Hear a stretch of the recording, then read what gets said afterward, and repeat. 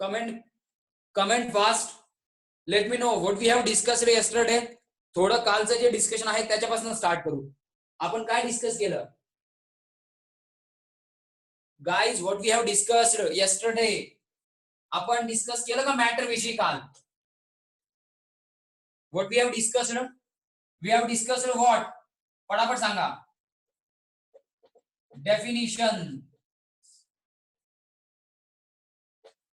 And terms. कुठल्या? We have discussed about atom, we have discussed about molecule, we have discussed about compound, we have discussed about matter. Correct? Yes और no? ये सब हुआ कि नहीं हुआ कल? तो अब देखो मैं थोड़ा क्लासिफिकेशन आप लोगों को दे देता हूं. थोड़ा सा classification. Basic central idea of chemistry is to study matter. Chemistry में इसी का स्टडी करते हैं ना हम लोग. किसका स्टडी करते हैं? मैटर का ही स्टडी करते हैं ना. तो ये मैटर का क्लासिफिकेशन अगर करोगे तो मैटर के बेसिकली दो क्लासेस है. We can classify matter into pure substances and mixture. So ये दो बेसिक क्लास है. हे दोन बेसिक क्लास आहेत कशाचे? मॅटरचे. सगळ्यांना माहिती आहे प्युअर सबस्टन्स आणि मिक्सचर. येस और नो? हे माहिती का सगळ्यांना? आणि प्युअर सबस्टन्स कोणते कोणते असतात? प्युअर सबस्टन्स म्हणजे एलिमेंट असू शकतो ज्याची डेफिनेशन आपण ऑलरेडी काल बघितली आहे. आपण बघितली ना कशाची डेफिनेशन? एलिमेंटची. We have discussed. आणि प्युअर सबस्टन्स काय असू शकतो? Pure substance can be compound. Pure substance can be compound.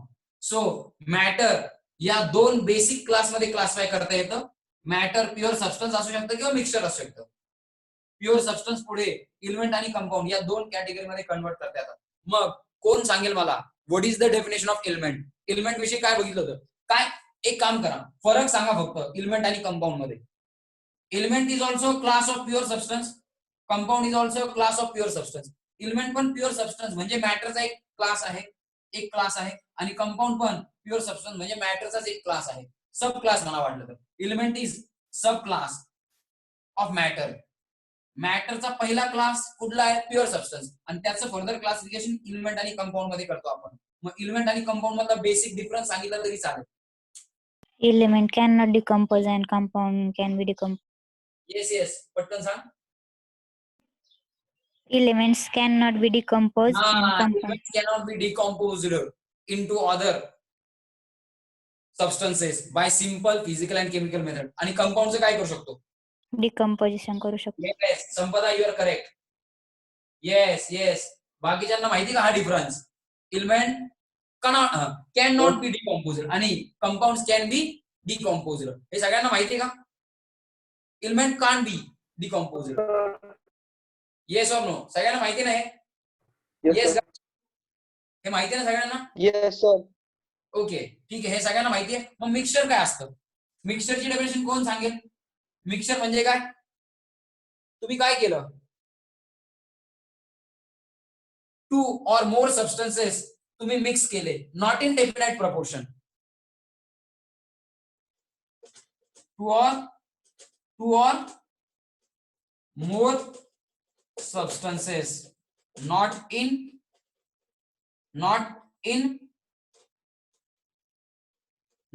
fixed composition. Not in fixed composition. जेव्हा दोन किंवा दोन पेक्षा जास्त सबस्टन्स एकमेकांमध्ये आपण ऍड करतो पण त्यांचं काय फिक्स नसतं? कॉम्पोजिशन. त्यांचं काय फिक्स नसतं? कॉम्पोजिशन. म्हणजे एक सबस्टन्स खूप जास्त अमाऊंट मध्ये असेल, दुसरा सबस्टन्स खूप कमी अमाऊंट मध्ये असेल. एक्झाम्पल बघा. Consider solution of sugar with water. तुम्ही जर काय केलं, शुगर पार्टिकल्सला वॉटर मध्ये डिझॉल्व्ह केलं, काही वेळानंतर ना शुगर पार्टिकल दिसणार नाही. दाखवतो मी तरी. ठीक आहे, असे शुगर पार्टिकल्स असतील. कशाचं सोल्युशन आहे? Solution of sugar. आता sugar particles actually sugar gets completely dissolved after certain time. बरोबर आहे का? थोड्या वेळानंतर ना शुगर कम्प्लिटली डिझॉल्व्ह होईल ना. मग हे जे एक्झाम्पल आहे सोल्युशन ऑफ शुगरचं, हे ऍक्च्युली काय? हे ऍक्च्युली काय? हे ऍक्च्युली मिक्सचरच आहे. हे ऍक्च्युली काय? मिक्सचरच आहे. इथे शुगरची आणि वॉटरची काही रिएक्शन होते का गाईज? शुगरची आणि वॉटरची काही रिएक्शन होते का? Yes or no? Guys, sugar आणि वॉटरची काही रिएक्शन होते का? होते. अरे मग दुसरा कंपाऊंड बनायला पाहिजे ना रिएक्शन झाली तर. शुगरची आणि वॉटरची काही रिएक्शन होत नाही. फक्त शुगर टाकलंय, शुगर विरघळलीये. शुगर विरघळली म्हणून ती तुम्हाला दिसत नाहीये. विरघळणं म्हणजे शुगर सॉलिड स्टेट मधनं लिक्विड स्टेट मध्ये गेली. शुगर सॉलिड स्टेट मधनं लिक्विड स्टेट मध्ये गेली, डिझॉल्व्ह झाली, ती सॉलिड राहिली नाही. याचा अर्थ रिएक्शन झाली असं नाही होत. रिएक्शन होत नाही. शुगर तुम्हाला दिसत नाही याचा अर्थ रिएक्शन झाली असं नाही. याचा अर्थ शुगर कम्प्लिटली मिक्स झाली. म्हणजे असं जे मिक्सचर असतं त्याला काय म्हणतात माहिती का?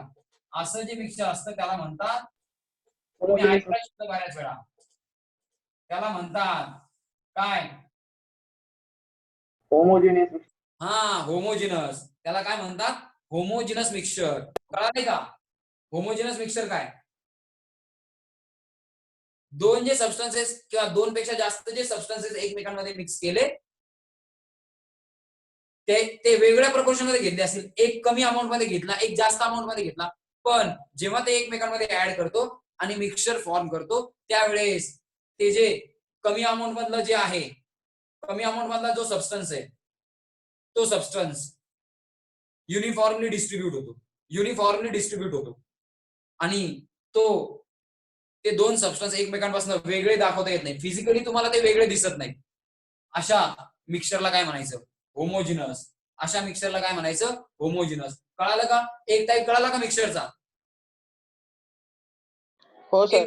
मिक्सचरचा Yes, sir. प्रत्येकाला कळाला एक टाईप. मग आता एक गोष्ट काय लक्षात ठेवायची सगळ्यांनी, की जेव्हा मिक्सचर बनतं, मिक्सचर ज्यांच्यापासून बनलंय, ज्या ज्या 2 किंवा त्यापेक्षा जास्त कंपाऊंड्सला किंवा सबस्टन्सेसला ऍड करून तुम्ही काय बनवलंय मिक्सचर, ते एकमेकांबरोबर रिॲक्ट होत नाहीत. म्हणजे components of mixture do not react with each other. कळालं का? ही गोष्ट लक्षात ठेवा. हे कळालं का? Yes sir. याचा स्क्रीनशॉट करा पाहिजे तर. सिंपल आहे. आपलं खूप वेळा झालंय, तुमचं खूप वेळा झालेलं आहे. हे बेसिकच लेक्चर आहे. करा पटकन. स्क्रीनशॉट केला का? येस और नो? स्क्रीनशॉट केला का?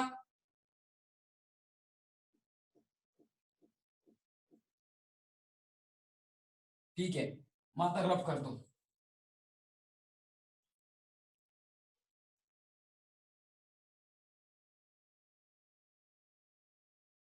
आता बघा काय सांगतोय, नीट लक्ष द्या.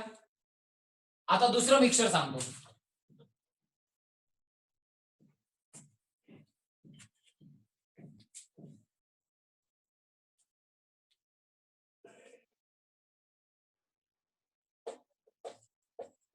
Consider mixture of sand and water.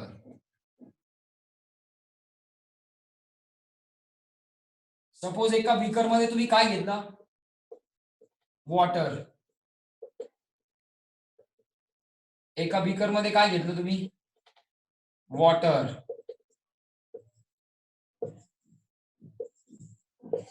आणि असे काय आहेत? सँड पार्टिकल्स बॉटमला जाऊन बसले. This is sand. Do not dissolve. It appears at bottom of beaker that is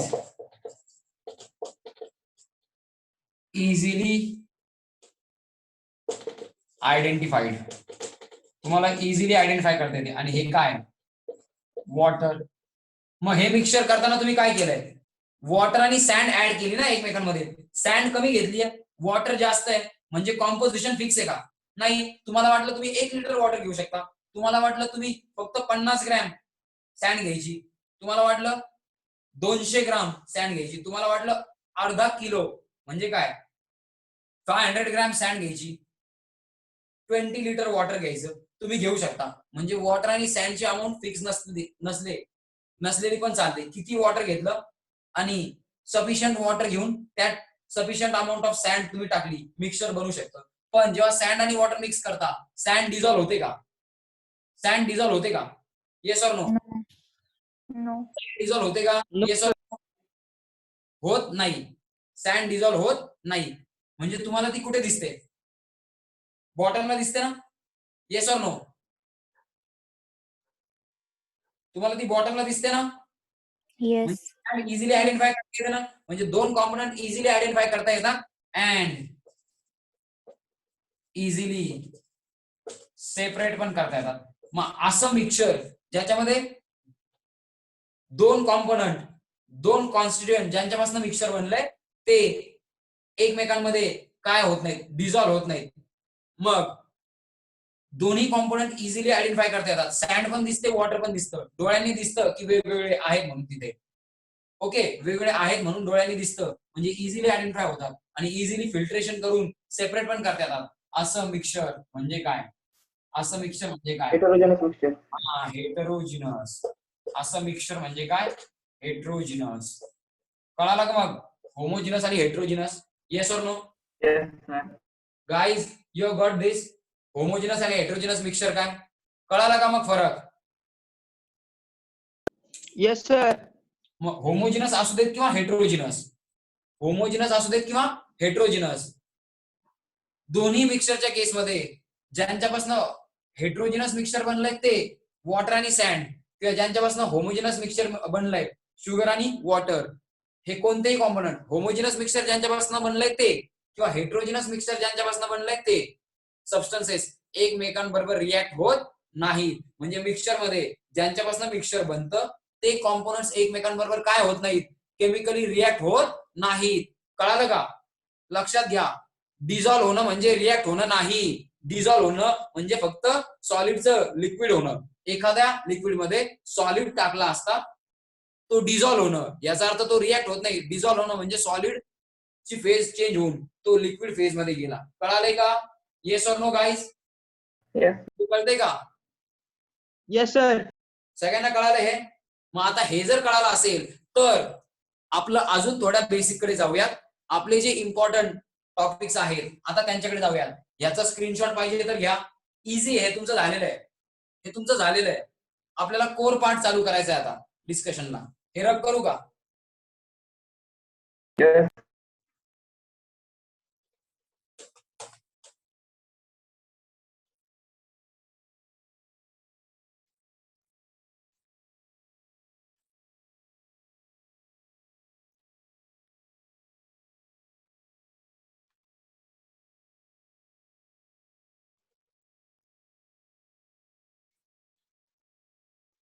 मग बघा,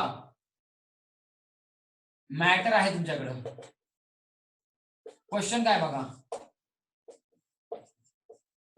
which physical properties we can measure for matter. Example, for solid, what we can measure. For liquid, what we can measure. For liquid or gas, what we can measure. सांगू शकता का? Question तुमच्या समोर आहे guys, question तुमच्या समोर आहे guys, question तुमच्या समोर आहे, सांगू शकता का? येस और no? Can you tell me? फटाफट सांगा चला. क्वेश्चन तुमच्या समोर आहे, सांगू शकता का? सॉलिड साठी काय मेजर करू शकतो, लिक्विड साठी काय मेजर करू शकतो, कुठल्या फिजिकल प्रॉपर्टीज आपण मेजर करू शकतो? येस और no? Which physical properties we can measure? सॉलिडचं काय मेजर करू शकतो रे? सॉलिड असेल तुमच्याकडे सबस्टन्स, सपोज शुगर आहे तुमच्याकडे, शुगर आहे तुमच्याकडे. हा, yes Uday, you are correct. For solid which physical property we can measure? Mass. Yes, mass. Liquid साठी काय मेजर करू शकतो? Value. ओके, लिक्विड साठी काय मेजर करू शकतो? व्हॉल्यूम. अजून Volume. टेम्परेचर मेजर करू शकतो ना? टेम्परेचर मेजर करू शकतो की नाही? हो. टेम्परेचर पण मेजर करू शकतो का? प्रेशर पण मेजर करू शकतो का? सिमिलरली हो. Can measure temperature, pressure, amount of substance, etcetera etcetera. हे मेजर करू शकतो ना आपण या सगळ्या गोष्टी, बरोबर आहे का? येस और no? Similarly we can measure temperature, pressure, amount of substance, etcetera. Do you agree with this? तुम्ही ऍग्री आहात का सगळे याच्याशी की आपण हे सगळं मेजर करू शकतो म्हणून? साठी mass, volume, temperature, pressure, amount of substance वगैरे, हो की नाही? नाही मेजर करू शकत का? येस और नो? येस, मेजर करू शकतो की नाही गाइस? करू शकतो. दिव्या, आकांक्षा, गौरी, तन्वी, संपदा, बोला रे पटपट. Can we measure these things? Can we measure these things? Measure करू शकतो ना? बट इफ आय से, काय म्हणतोय मी? I am having sugar is equal to 10. Sugar, I am having mass of sugar is equal to 10. ह्याने काही कळतं का तुम्हाला? मी म्हटलं माझ्याकडे काय आहे, शुगरचं किती मास आहे किंवा किती वेट आहे शुगरचं? 10. नुसतं 10 वरनं काही कळतं का? नुसतं 10 या व्हॅल्यूवरनं काही कळतं का? No. हा, मग 10 या व्हॅल्यूच्या पुढे काय मेन्शन करायला पाहिजे? किलोग्राम. kg किंवा ग्राम. हा, केजी किंवा ग्राम. ते काय सांगा? Unit. हा, मोठ्याने सांगा काय ते? Unit. Correct, correct. Therefore, only value of physical quantity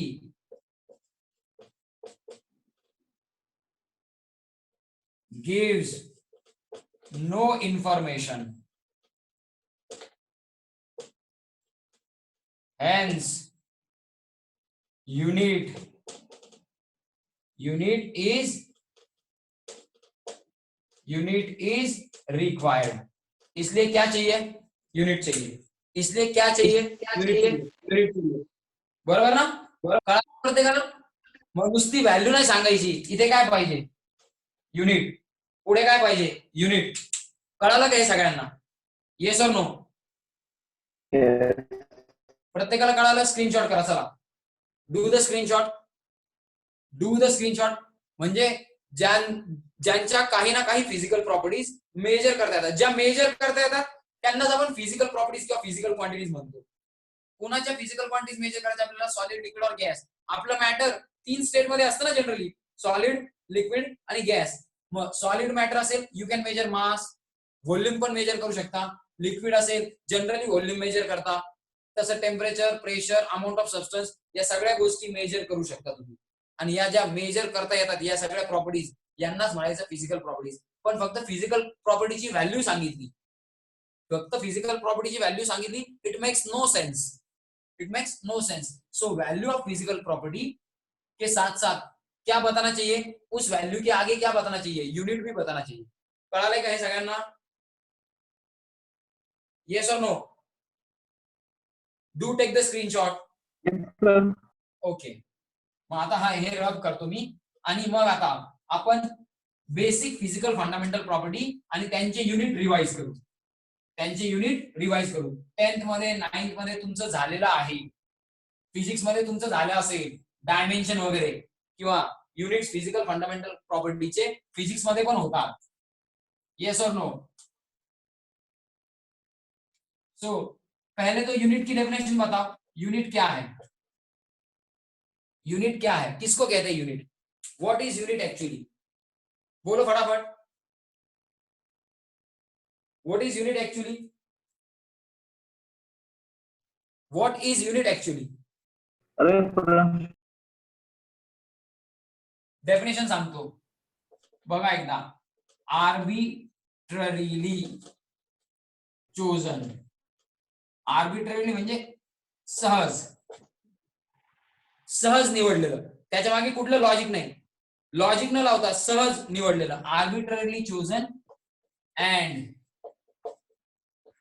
universally accepted standard is called as unit. म्हणजे काय? सहज निवडलं आणि ते सगळीकडे सारखं मानलं गेलं. ते सगळीकडे सारखं मानलं जातं असं स्टँडर्ड म्हणजे युनिट. मग फॉर एक्झाम्पल मास. मग जिनिव्हामध्ये जिथे आयुपीएससी चं काय आहे? आयुपीएससी माहिती आहे ना? International union of pure and applied chemistry. माहिती का तुम्हाला? हो सर. तुम्ही आयुपीएससी शब्द ऐकलाय ना? हा. मग त्यांनी मासची व्हॅल्यू, मासचं युनिट किलोग्राम मध्ये मेन्शन करताना त्यांच्या तिथे एक पर्टिक्युलर मेटलचा एक त्यांच्याकडे स्पियर आहे, तो तिथे ठेवलाय त्यांनी. आणि त्याचं मास त्यांनी किती मानलंय? 1 किलोग्राम. आणि ते मास 1 किलोग्राम मानलंय आणि त्याच्या मास एवढंच वेट सगळीकडे काय मानलं जातं? 1 किलोग्राम. म्हणजे जस माससाठी कुठलं युनिट फिक्स केलं त्यांनी? किलोग्राम. आणि किलोग्राम सहज चूज केलं. किलोग्राम हे युनिट इझिली सहज चूज केलेलं आहे आणि सगळीकडे मासचं युनिट काय? किलोग्रामच आहे. तसंच जर टाइम तुम्ही बघितला, टाइम, तर टाइमचं युनिट आपण सगळीकडे काय मानतो? सेकंड. म्हणजे अशा गोष्टी ज्या सहज असे स्टँडर्ड जे सहज चूज केलंय आणि ते युनिव्हर्सली ऍक्सेप्टेड आहे. Such standards are called as units. मग प्रत्येक फिजिकल क्वांटिटीला आपण काय द्यायचा प्रयत्न केला? युनिट. काही फिजिकल क्वांटिटीज बेसिक आहेत, काही फिजिकल क्वांटिटीज काय बेसिक, आणि काही ज्या आहेत त्या कशा आहेत? डिराइव्ह. मग प्रत्येकाला आपण युनिट देतो. प्रत्येकाला आपण काय देतो? युनिट. मग आता आपण काय बघूया? Units of 7 basic physical fundamental quantities. कुणाचे युनिट्स बघूयात? बेसिक फिजिकल फंडामेंटल क्वांटिटीजचे. मग आता बघा इकडे काय? इकडे फिजिकल क्वांटिटी. इकडे काय? युनिट. आणि युनिटचं काय? सिम्बॉल. मग क्वांटिटी कुठली? सगळ्यात पहिले आपण तर हीच घेतली आहे, पण मास घ्यायच्या अगोदर सगळ्यात बेसिक फिजिकल फंडामेंटल प्रॉपर्टी माहिती पाहिजे, ती म्हणजे लेंथचं युनिट काय? लेंथ कशामध्ये मेजर करतो आपण? Length. We do measure length in this unit, metre. मग पूर्ण जगात कुठे जरी गेले तुम्ही तरी लेंथ कशामध्ये मेजर करतात? एसआय युनिट काय लेंथचं? SI, metre. बरोबर ना? काय आहे? मीटर. सिम्बॉल काय? एम. झाल्यानंतर ना दुसरी फिजिकल फंडामेंटल प्रॉपर्टी माहिती का? येस और नो? येस. हा, मास. काय युनिट आहे मासचं? किलोग्राम. सिम्बॉल काय? केजी. के पण स्मॉल, जी पण स्मॉल, केजी. मास नंतर माहिती का? सगळ्यात बेसिक Temperature. Time. हा, जी बदलत नाही. टाइम. टाइम याच्यामध्ये काही चेंज होत नाही. दिस इज द मोस्ट बेसिक. याच्यानुसार आपण चालतो. टाइमला कधी मागं आणता येतं का? टाइमला कधी मागं आणता येतं का? Second. रिव्हर्स करता येतं का टाइमला? सो मोस्ट नाही. बेसिक जी पुढे जाते, मागे नाही येत, कोणती आहे? टाइम. त्याचं युनिट काय? Second. एस. टाइम नंतर ना, have you heard about temperature? Temperature. हा, टेम्परेचर काय आहे? टेम्परेचरची डेफिनेशन सांगेल का कोणी? टेम्परेचरची definition can you tell me the definition of temperature?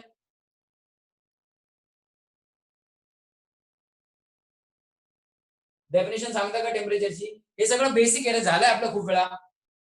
टेम्परेचरचं basic, टेम्परेचरची basic definition सांगा ना. तुम्ही एखाद्या वस्तूला हात लावला, ती गरम लागली, तुम्हाला हॉट लागली, तुम्ही काय म्हणता? Temperature is hi. तुम्ही आईस घेतला हातात, आईस, तुम्ही आईस हॉट आहे असं म्हणता का? आईस हातात घेतलं काय म्हणता? It is cold. म्हणजेच काय? Sir, हा, temperature is a physical property of matter that quantitatively expresses hot and cold. हा, म्हणजे degree of hotness and coldness. Correct. Ha. Degree of hotness and coldness of a matter. Matter hot असेल, temperature हाय. Matter cold असेल, temperature low. Correct. So हो, sir. Temperature कशामध्ये measure करतो आपण? Kelvin. Kelvin. Kelvin. K. Symbol K. Next, have you heard about this? MP. Amount of Amount. Substance. Amount of substance कशामध्ये major करतात? झालंय सगळ्यांचं. Amount of substance कशामध्ये major करतात? मोल. Mole. आणि सिम्बॉल काय? MOL. Mole. MOLE. Symbol MOL. Amount of substance नंतर ना, तुम्ही असा शब्द वाचलाय बऱ्याच वेळा, तुमच्या बुक मध्ये असाच आहे, luminous intensity. In short, intensity. Oh. इंटेन्सिटीचं युनिट काय? Para. Yes or no? इंटेन्सिटीचं युनिट काय? Parasite. इंटेन्सिटी कोणी सांगेल का? Anyone is there who is knowing the unit of intensity? 10वीत झालंय, 10वीत. Who is knowing the unit of intensity? Candela. हा, कॅन्डेला. मुलींनो कॅन्डेला बरं का, सिंड्रेला नाही, candela. Girls, it is candela, not Cinderella. CD. Symbol काय? सीडी. इंटेन्सिटी नंतर ना, current, electric current. Yes, Ampere. सबको पता है, ampere. Correct. So these are basic physical fundamental property, their units and symbol of units. हे प्रॉपर्टीचे symbol नाही आहेत, हे कशाचे सिम्बॉल आहेत? युनिट्सचे. Have you got this? Yes और नो गाईज? इथपर्यंत कळालं का सगळ्यांना? हो सर. Yes sir. कळालं? हे सगळं माहिती आहे? माहिती असलं तरी स्क्रीनशॉट करा. याच्यानंतर ना डिराइव्ड प्रॉपर्टीज बघायच्यात काही. याच्यानंतर ना डिराइव्ड प्रॉपर्टीज बघायच्यात आपल्याला काही. We are going to look after some derived properties.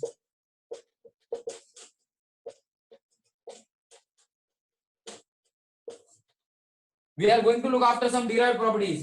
फटाफट. Derived properties and derived units.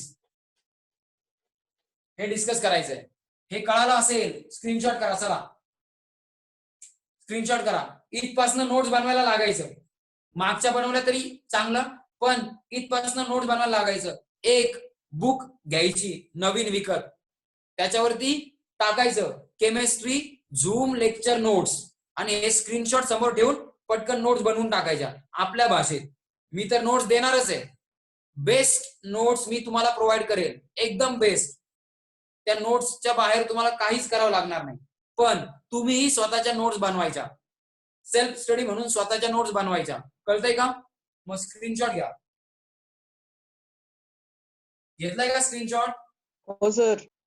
ठीक आहे. मग आता रब करू. आणि स्क्रीनशॉट एकट्याने जरी काढला असेल, बाकीच्यांकडे नसेल, तो ग्रुप वरती पाठवायचा. हे रब करतो मी. मग आता आपल्याला डिस्कस करायचं आहे डिराइव्ड युनिट्स. नावातच आहे डिराइव्ड, नावातच आहे डिराइव्ड. कोण सांगेल मग डिराइव्ड युनिट्स म्हणजे काय?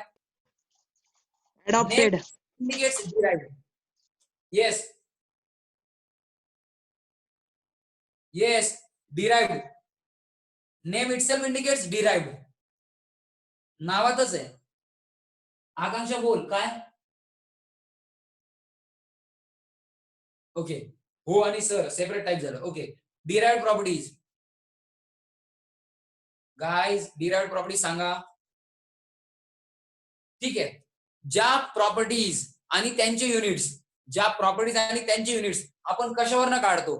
बेसिक फिजिकल फंडामेंटल प्रॉपर्टीज वरनं काढतो. त्या प्रॉपर्टीला म्हणायचं डिराइव्ड प्रॉपर्टीज आणि युनिट्सला म्हणायचं derived units. The property which are derived from basic physical fundamental derived from basic physical fundamental properties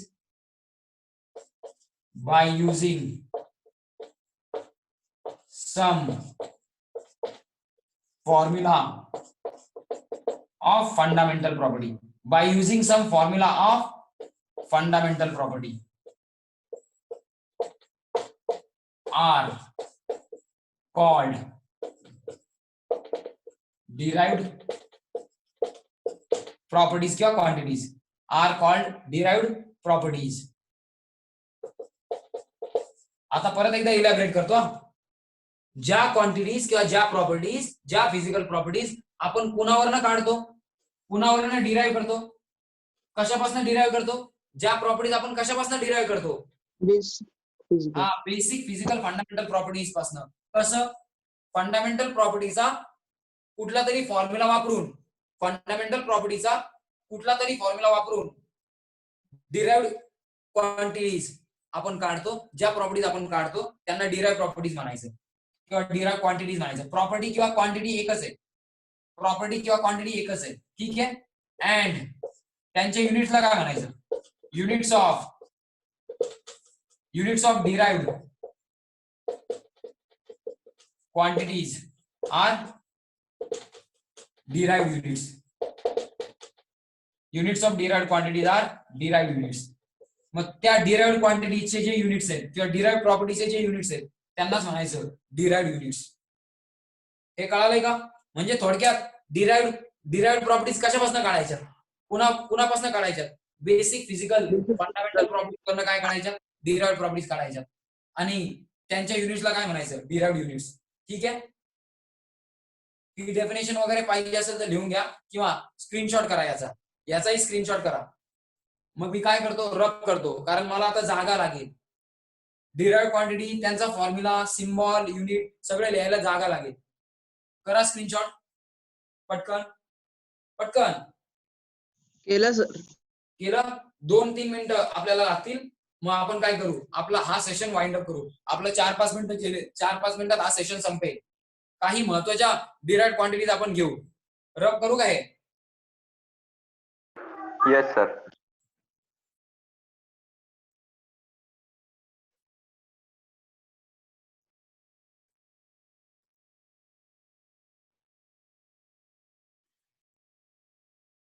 बघा जरा काय लिहितोय. आपल्याला डिराइव्ड क्वांटिटीचं युनिट काढताना त्या डिराइव्ड क्वांटिटीचा फॉर्म्युला माहिती पाहिजे. पुन्हा बरोबर फंडामेंटल प्रॉपर्टी बरोबर. मग डिराइव्ड क्वांटिटी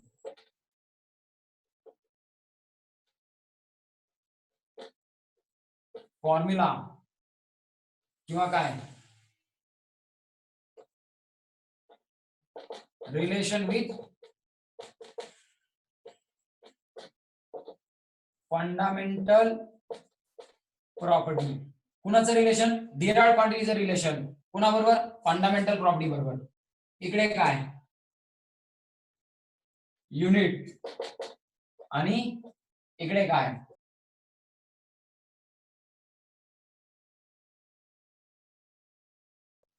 सगळ्यात पहिले एरियाज घेऊ. काय घेऊ? Area.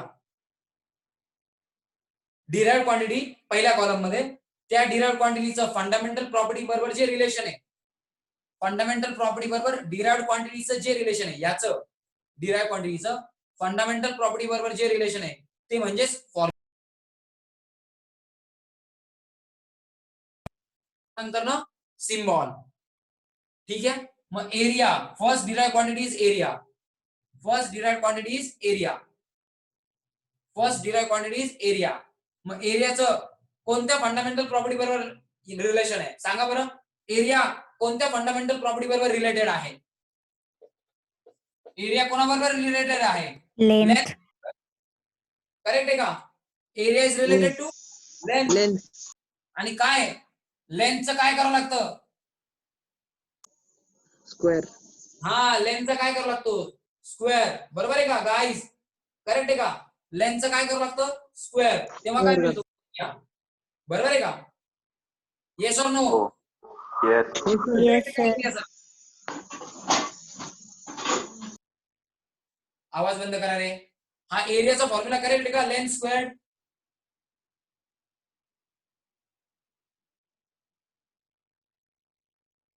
Guys, you are not talking. Length square is correct or not? Yes, sir. ठीक आहे. मग लेंथ स्क्वेअर हा फॉर्म्युला आहे एरियाचा. लेंथ फंडामेंटल प्रॉपर्टी आहे. फंडामेंटल प्रॉपर्टी वरनं कुठली काढली आहे? Derived quantity. लेंथ या फंडामेंटल प्रॉपर्टी वरनं डिराइव्ड क्वांटिटी एरिया कशी काढली जाते? लेंथचा स्क्वेअर करून एरिया ही डिराइव्ड क्वांटिटी काढली जाते. मग लेंथचं युनिट काय? त्या युनिटचा स्क्वेअर की एरियाचं पण युनिट मिळेल ना. मग इथे काय लिहायचं? मीटर. लेंथचं युनिट इन ब्रॅकेट लेंथचा स्क्वेअर आहे म्हणून युनिटचा पण स्क्वेअर. मग काय मिळालं unit? Metre square. Yes. So you have got metre square. You have got metre square. म्हणजे मीटर स्क्वेअर कशाचं युनिट आहे? एरियाचं. कळालं का? Yes, कळालं sir. का?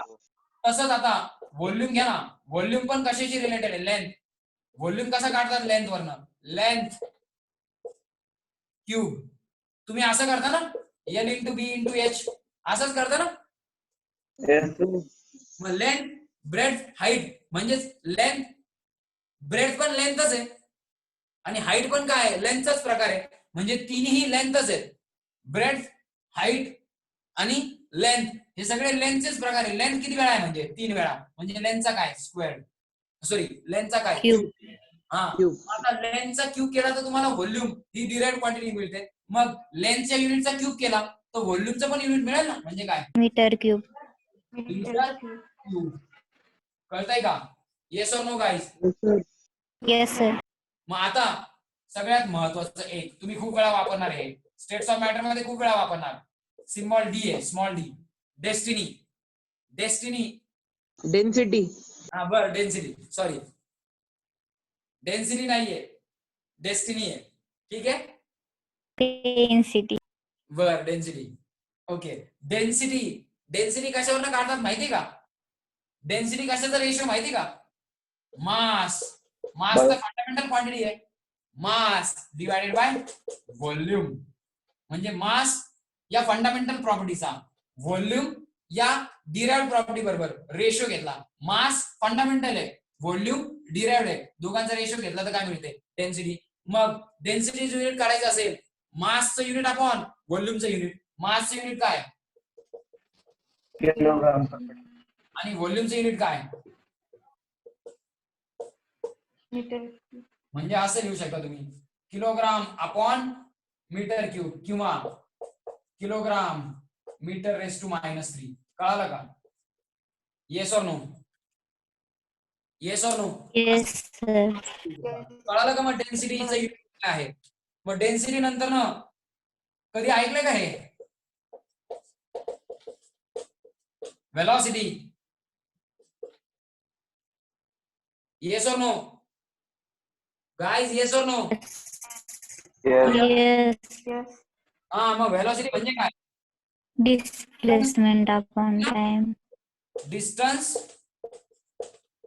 Travelled upon time. बरोबर आहे का? डिस्टन्स अपॉन टाइम लिहू फक्त. पण डिस्टन्स म्हणजे काय? डिस्टन्स म्हणजे काय रे?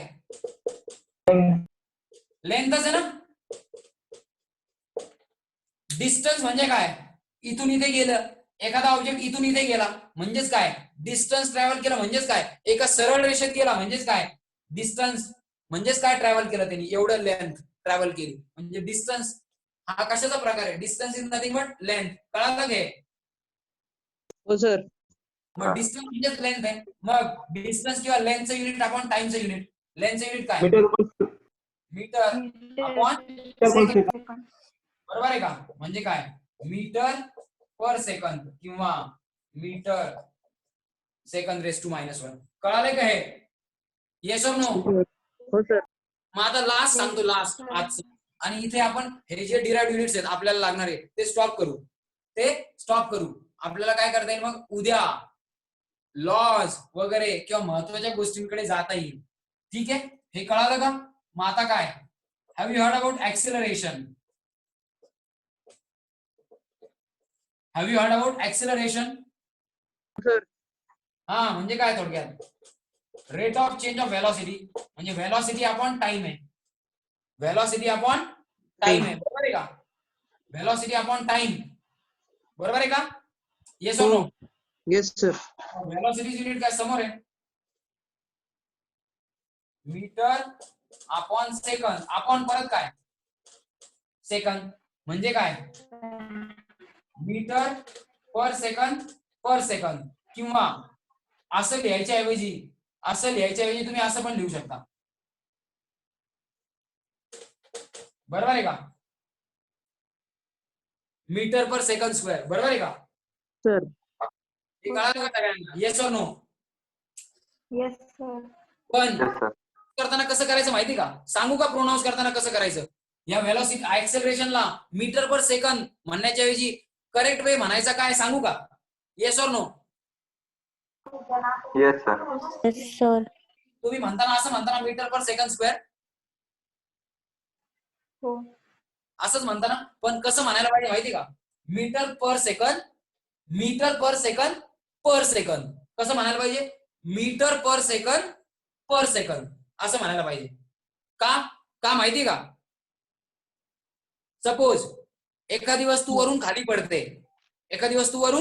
पडते, तिच्यावरती काय ऍक्ट होते, ग्रॅव्हिटी. बरोबर आहे का, येस. कळतंय का. Yes sir. हो सर. ऍक्ट होते, बरोबर आहे का. ग्रॅव्हिटीची व्हॅल्यू फिक्स आहे ना इतकी. Yes sir. एवढंच ग्रॅव्हिटेशनल फोर्स ऍक्ट होतं ना, 9.8 जी म्हणजे ग्रॅव्हिटेशनल ऍक्सेलरेशन किती ऍक्ट होतं, 9.8. पण ती वस्तू जशी खाली येते तसं तिचा स्पीड वाढतो का कमी होतो रे, वाढतो सर. म्हणजे पर सेकंद स्पीड कितीने वाढतो हे सांगतात ना. ग्रॅव्हिटेशनल फोर्स किती आहे, 9.8 मीटर पर सेकंद. असं का म्हटलं मी मीटर पर सेकंद, कारण 9.8 मीटर पर सेकंद एवढ्या रेटनी पर सेकंद स्पीड वाढतो. पर सेकंद स्पीड कितीने वाढतो, 9.8. म्हणजे 9.8 मीटर पर सेकंद ही त्याची व्हेलॉसिटी आहे. 9.8 मीटर पर सेकंद ही त्याची व्हेलॉसिटी आहे आणि पर सेकंद ती व्हेलॉसिटी कितीने वाढते, 9.8 नी.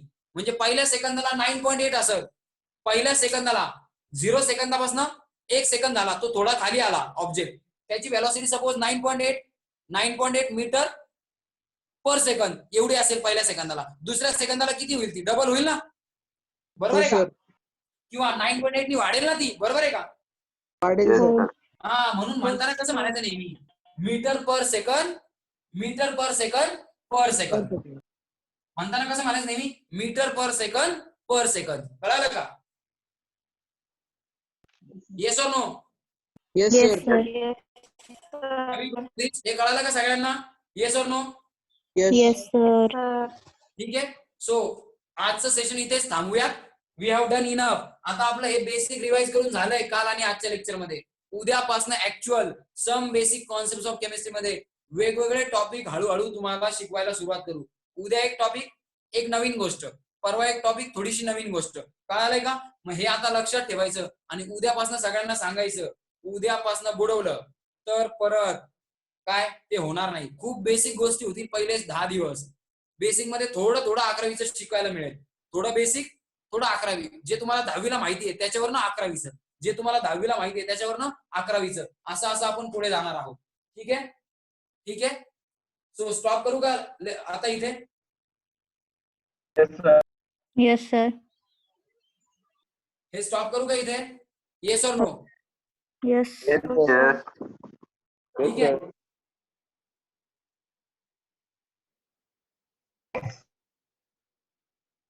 एक मिनिट, कोण काहीतरी म्हणताय? कोणाला डाऊट असले तर विचारू शकता रे तुम्ही.